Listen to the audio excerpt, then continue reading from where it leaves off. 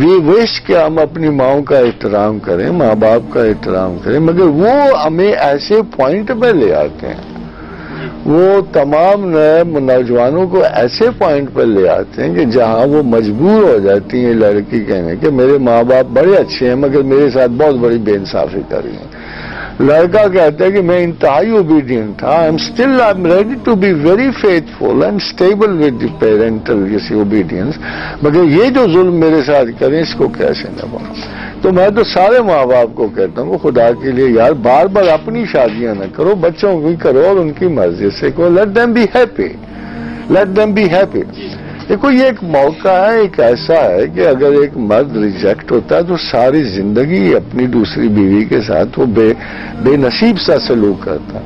عورت اگر بغیر رضامندی کی جائے گی تو ہر وقت اپنی جان کے چھٹکارے کا خیال کرے گی، اور یہ ہمارے اس معاشرے میں مسلمان معاشرہ ہونے کے باوجود جہاں خدا کی اتنی اجازتیں موجود تھیں، یہ سب سے بڑا ناسور ہے جو اس معاشرے میں ایگزسٹ کر رہا ہے۔ اسی سے کرپشن بڑھتی ہے، اسی سے کرپشن بڑھتی ہے۔ An uneasy woman or an unfaithful woman is a cause of greatest damage to a social sense in society۔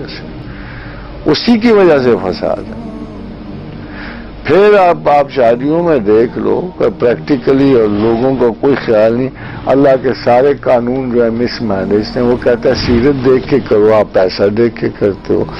وہ کہتا ہے جی اپنا شریف عورت جو ہے وہ خاندانی ہو نہ ہو ایک نیک عورت ہے، اس کے آپ اللہ نے قرآن میں کہا کہ ہو سکتا ہے تم ایک عورت کو نہ چاہو مگر میں نے اس میں برکت رکھی ہے۔ تمہارا ویژن ہی نہیں ہے اللہ کی برکت دیکھنے کا، تم چاہتے ہی نہیں ہو کہ اللہ تمہیں برکت دے۔ خدا کہتا ہے وَعَسَىٰ أَن تَكْرَهُوا شَيْئًا وَهُوَ خَيْرٌ لَكُمْ، کہ تم جس چیز سے کراہت کھاتے ہو اس میں خیر ہے۔ وَعَسَىٰ أَن تُحِبُّوا شَيْئًا وَهُوَ شَرٌ لَكُمْ، کسی چیز سے تم محبت رکھتے ہو اور اس میں شر ہے۔